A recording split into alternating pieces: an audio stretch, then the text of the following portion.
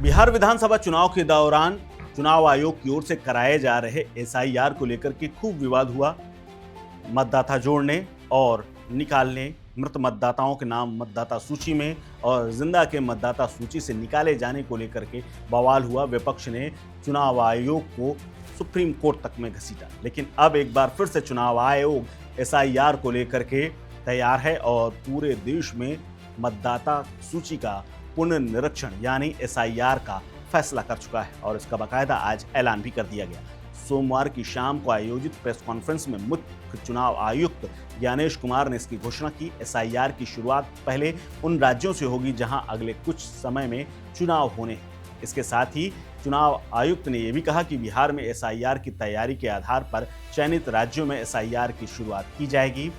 उन्होंने ये भी कहा कि एक पोलिंग बूथ में 1000 वोटर होंगे और एक बीएलओ। एसआईआर का दूसरा चरण 12 राज्यों और केंद्र शासित प्रदेशों में शुरू होगा। इसमें अंडमान निकोबार द्वीप समूह, छत्तीसगढ़, गोवा, गुजरात, केरल, लक्षद्वीप, मध्य प्रदेश, पुडुचेरी, राजस्थान, तमिलनाडु, यूपी और पश्चिम बंगाल शामिल हैं। मुख्य चुनाव आयुक्त ज्ञानेश कुमार ने कहा कि एसआईआर के दूसरे फेज की प्रक्रिया कल से ही शुरू हो जाएगी, यानी मंगलवार से इसकी प्रक्रिया शुरू हो जाएगी। प्रिंटिंग और ट्रेनिंग का काम 28 अक्टूबर 2025 से और 3 नवंबर 2025 तक ये काम चलेगा। 4 नवंबर 2025 से 4 दिसंबर तक घर घर जाकर के मतदाताओं की जानकारी जुटाई जाएगी। वहीं 9 दिसंबर 2025 को मतदाता सूची का ड्राफ्ट पेश किया जाएगा। आपको बता दें कि बिहार में मतदाता सूची के एसआईआर का काम पहले ही पूरा हो चुका है। यहाँ लगभग 7 करोड़ 42 लाख नामों वाली अंतिम सूची 30 सितंबर को प्रकाशित कर दी गई थी। बिहार में 6 और 11 नवंबर को 2 चरणों में मतदान होगा और नतीजे 14 नवंबर को आएंगे।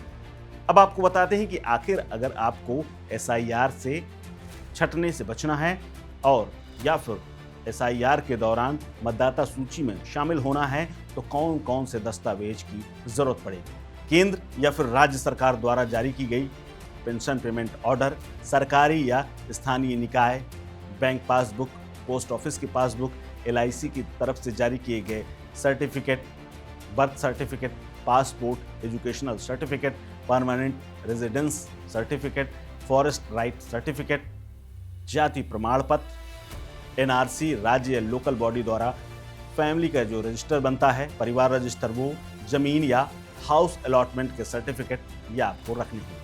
इसके अलावा चुनाव आयोग ने वोटर की परिभाषा भी बताई है। चुनाव आयोग ने कहा कि संविधान के आर्टिकल 326 के मुताबिक कोई व्यक्ति मतदाता बन सकता है यदि वो भारत का नागरिक हो, उसकी न्यूनतम आयु 18 साल, क्षेत्र या स्थायी निवासी हो, कानून के तहत डिस्क्वालीफाई न किया गया हो तो वो मतदाता बन सकता है। यानी एसआईआर के तमाम पहलुओं पर ये खबर थी आपके लिए। और अगर आपका कोई सवाल हो तो हमें कमेंट बॉक्स में कमेंट करके जरूर बताएं। इस खबर में फिलहाल इतना ही। अपडेट्स के लिए बने रहिए वन इंडिया हिंदी के साथ। नमस्कार। Subscribe to One India and never miss an update. Download the One India app now.